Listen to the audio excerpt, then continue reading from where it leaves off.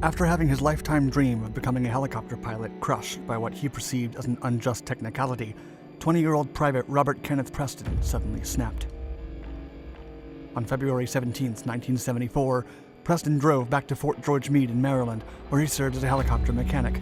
But as he approached Tipton Field, he was surprised to find 30 unguarded, fully fueled Bell UH-1B Huey helicopters. The enraged mechanic then boarded one aircraft and furtively took off, breaking all security protocols imaginable. As the authorities realized what had happened, an epic manhunt involving helicopters and patrol cars ensued. But to Preston, returning to the airbase was out of the question. For the 20-year-old, only one option remained: to land directly on the White House front lawn and meet President Richard Nixon face to face. The stunt would result in a historic photo. A disillusioned man. Born in 1953 in Panama City, Florida, Robert Kenneth Preston had dreamed of becoming a military pilot since he was only a young boy, eventually joining the Junior Air Force Reserve Officer Training Corps as a high school student, and then enrolling at Gulf Coast Community College. Having grown up under the all-encompassing presence of the Vietnam War, Preston was determined to become a military dust-off pilot, rescuing wounded soldiers on the battlefront and bringing them back to safety. The young enthusiast thus enlisted in the U.S. Army in 1972 under a 4-year program that ensured him 2 years of helicopter pilot training in exchange for 2 years of deployment. To be welcomed to train at Fort Walters, Texas, the young aspiring pilot flew the Hughes TH-55 Osage, but was disqualified from becoming a warrant officer pilot due to poor performance in technical training during the instrumental phase. Preston was certain that his dismissal had more to do with politics than with his personal shortcomings, as the U.S. was now withdrawing from Vietnam, and the Army was crammed with qualified helicopter pilots. To add insult to injury, Preston was still duty-bound by his contract with the Army, and he would have to stay in service for the time he had left. He was then transferred to Fort George Meade in Maryland, about 20 miles northeast of Washington, D.C., to begin training as a helicopter mechanic. While working there, he was described as an easygoing and quiet individual by his commanding officer. But like a dam about to overflow, all the pressure came bursting out at midnight on February 17, 1974, when the young man had a devastating breakup with his partner. A wild joyride. Figuring he had nothing to lose, Preston drove to his worksite with the misbegotten idea to fly a Huey helicopter one more time, later admitting that, quote, "I wanted to get up and fly and get behind the controls. It would make me feel better because I love flying." Preston thought that if his superiors saw him flying the Huey, they would perhaps reconsider their decision.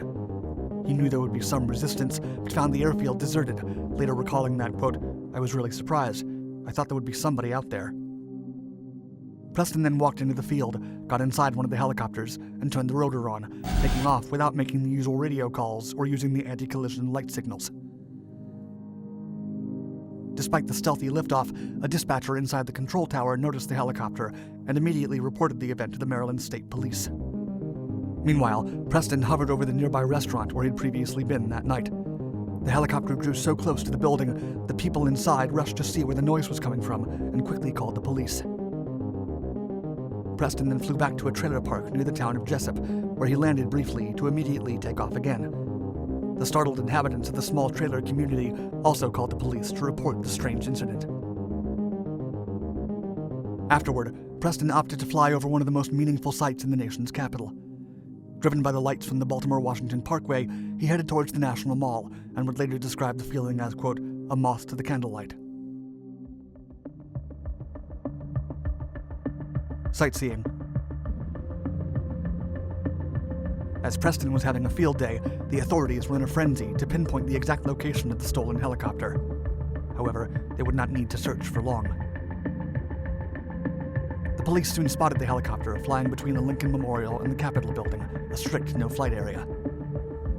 Helicopters were deployed while Preston continued to admire the Washington Monument, but before the encounter would happen, he decided to fly over the White House. In the interim, the watch commander on duty inside the White House Executive Office Control Center was notified of the incident. Secret Service agent Henry S. Kolbosky then tried to communicate with his superiors as he peered into the night sky, looking for an incoming aircraft. The The Secret Service had explicit orders to shoot down any unauthorized aircraft flying within the White House's restricted airspace, but the exact protocol was vague, and Kowalski was afraid of causing collateral damage if they shot down a helicopter flying on top of a central city area. As he kept trying to reach his superiors to no avail, Preston and the stolen Huey suddenly descended over the White House's front lawn. Kowalski was petrified as he watched the helicopter hover outside the White House for a few minutes to then fly away. Kowalski then decided to take matters into his own hands. If the helicopter came back, the Secret Service would shoot it down. In hot pursuit. Unbeknownst to Preston, he was being trailed by a Maryland Police Department Bell 47G helicopter. Still, the aircraft was too slow to keep up with the Huey. The aspiring pilot then decided to fly back to Maryland, but was finally confronted by two Bell 206 Jet Rangers sent to intercept him when he left Washington, D.C. However, the two law enforcement helicopters struggled to keep up with the fast and agile Huey, as it led them on a wild pursuit all over Maryland. The fugitive aircraft was now being chased by several helicopters in the air and countless patrol cars on land. At one point, he swooped in so close to a patrol car that he drove it off the road. Preston was feeling the pressure as he realized he would be shot down. Thus, he hovered over a donut shop and attempted to land in the parking lot to give himself in, but he couldn't find enough space for a safe landing. The fugitive then considered going back to base, but he was afraid of what the military would do to him and decided that his best course of action was to surrender to President Nixon himself. He then flew back through the National Mall and masterfully evaded interception attempts by pursuing helicopters. Two pilots who tried to stop Preston would later describe his maneuvering skills as modern dogfight tactics, adding that, quote, "It was very hard to keep track of him, so Louis and I were both in constant aggravation trying to keep an eye on him to know where the hell he was going. He flew at erratic speeds, ranging from 60 to 120 knots, and altitudes only sometimes inches above car top level." As he approached the White House, Preston was flying lower and more erratically than ever, and Kowalski anxiously watched the incoming helicopters as he prepared to attack the stolen aircraft. The Huey then rushed down at top speed with just inches enough to clear the White House's fence. Kowalski and his men then opened fire at the inbound helicopter using shotguns and automatic rifles, while Preston attempted to land.